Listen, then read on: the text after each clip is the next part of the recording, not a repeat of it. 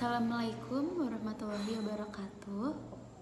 Yang terhormat Bapak atau Ibu dosen serta teman-teman sekalian, perkenalkan nama saya Sucita Syaulandari.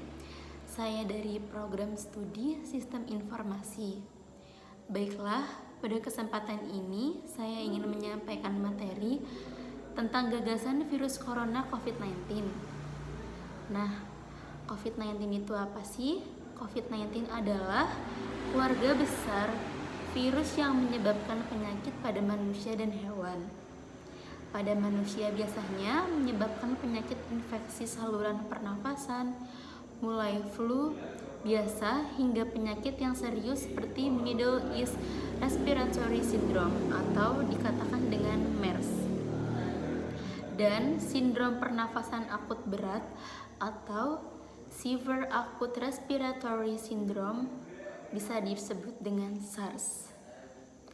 Nah, coronavirus jenis baru yang ditemukan pada manusia sejak kejadian luar biasa muncul di Wuhan, China pada Desember 2019.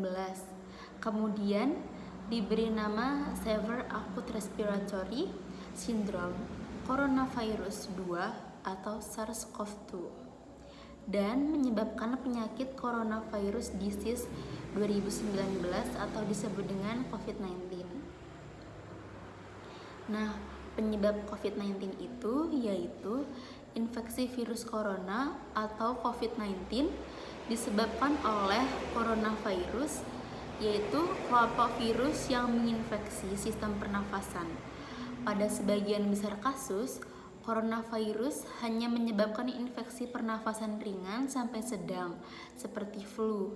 Namun, virus ini juga bisa menyebabkan infeksi pernafasan berat, seperti pneumonia, MERS, dan SARS. Ada dugaan bahwa virus corona awalnya ditularkan dari hewan ke manusia. Namun, kemudian diketahui bahwa virus corona juga menular dari manusia ke manusia. Seseorang dapat terinfeksi dari penderita COVID-19. Penyakit ini dapat menyebar melalui tetesan kecil dari hidung atau mulut pada saat batuk atau bersin. Nah, tetesan tersebut kemudian jatuh pada benda di sekitarnya. Kemudian, jika ada orang lain menyentuh benda yang sudah terkontaminasi dengan tetesan tersebut, lalu orang itu menyentuh mata, hidung atau mulut atau sepertiga wajahnya, maka orang itu dapat terinfeksi COVID-19. Atau bisa juga tersentuh mata, hidung, mulut, dan benda-benda sekitarnya. Ketika tanpa sengaja menghirup tetesan atau udara setelah batuk, dari kurang lebih 1 meter orang akan sakit. Nah, sampai saat ini para ahli masih terus melakukan penyelidikan untuk menentukan sumber virus, jenis paparan, dan cara penularannya. Tetap pantau sumber informasi yang akurat dan resmi mengenai perkembangan penyakit ini. COVID-19 disebabkan oleh salah satu jenis virus dari keluarga besar coronavirus yang umumnya ditemukan pada hewan. Sampai saat ini sumber hewan penular COVID-19 belum diketahui. Para ahli terus menyelidiki berbagai kemungkinan jenis hewan penularannya. Nah, gejala COVID-19 itu ada apa aja sih? Pertama, gejalanya itu ada demam dan menggigil. Demam biasanya muncul pada orang yang terinfeksi COVID-19 dengan suhu lebih dari 37,7 derajat Celcius. Pada umum suhu naik pada sore hari menjelang petang karena ini merupakan cara virus penghasil demam. Sementara itu, orang yang terpapar virus corona akan menggigil, tubuh terasa sakit, serta demam tinggi saat malam hari. Kendati begitu, tak semua orang dengan COVID-19 mengalami reaksi yang parah. Yang kedua, ada sesak nafas. Sesak nafas biasanya muncul sebagai tanda penyakit mencapai tahapan serius. Gejala ini dapat muncul tanpa diiringi dengan batuk. Jika merasa kondisi dada seperti diikat atau mulai merasa kesulitan bernafas, maka dapat segera menghubungi penyedia layanan kesehatan atau segera periksa ke puskesmas atau rumah sakit terdekat ya. Nah, yang ketiga, ada batuk kering atau batuk berdahak.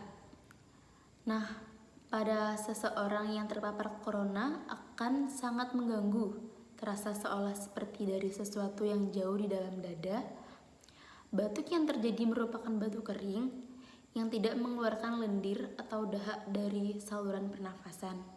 Tidak semua batuk kering menjadi tanda seseorang terinfeksi coronavirus.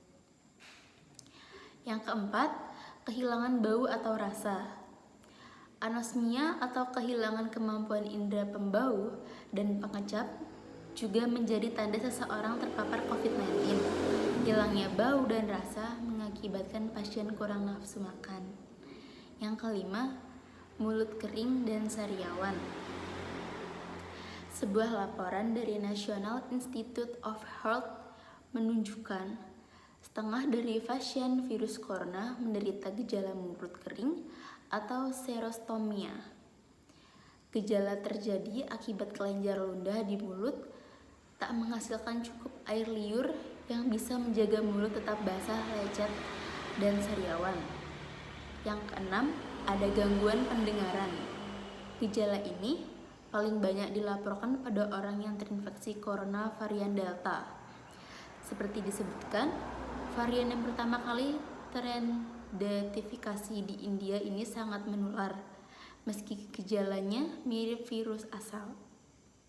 Yang ketujuh, kelelahan. Kelelahan ekstrim dapat menjadi tanda seseorang terpapar corona. Ini menjadi pertanda imun merespon adanya infeksi, sehingga tubuh terasa lelah. Namun, lelah akibat COVID-19 biasanya disertai gejala lain seperti nyeri otot dan sakit tenggorokan. Yang ke-8, ada indera penglihatan. Diperkirakan sekitar 1 hingga 3% orang yang terjangkit COVID-19 juga mengalami gejala lain terkait infeksi mata. Cara pencegahannya dan pengobatan COVID-19 yaitu yang pertama, menjaga kesehatan dan kebugaran agar stamina tubuh tetap prima dan sistem imunitas atau kekebalan tubuh meningkat. Mencuci tangan secara teratur menggunakan air dan sabun atau hand rub berbasis alkohol. Mencuci tangan sampai bersih selain dapat membunuh virus yang mungkin ada di tangan kita, tindakan ini juga merupakan salah satu tindakan yang mudah dan murah. Sekitar 98% penyebaran penyakit bersumber dari tangan. Karena itu, menjaga kebersihan tangan adalah hal yang sangat penting. Yang kedua, ketika batuk atau bersin, tutup hidung atau mulut Anda dengan tisu atau lengan atas bagian dalam, bukan dengan telapak tangan. Jadi seperti ini. Yang ketiga, hindari kontak dengan orang lain atau berpergian ke tempat umum. Yang keempat, hindari penyentuh mata, hidung, atau mulut. Yang kelima, gunakan masker penutup mulut atau hidung ketika Anda sakit atau saat berada di tempat umum. Yang keenam, buang tisu atau masker yang sudah digunakan ke tempat sampah dengan benar lalu cucilah tangan Anda. Nah, demikian uraian yang dapat saya sampaikan, semoga bermanfaat bagi kita semua. Mohon maaf bila ada kesalahan kata-kata yang kurang dimengerti ataupun kurang berkenan. Terima kasih.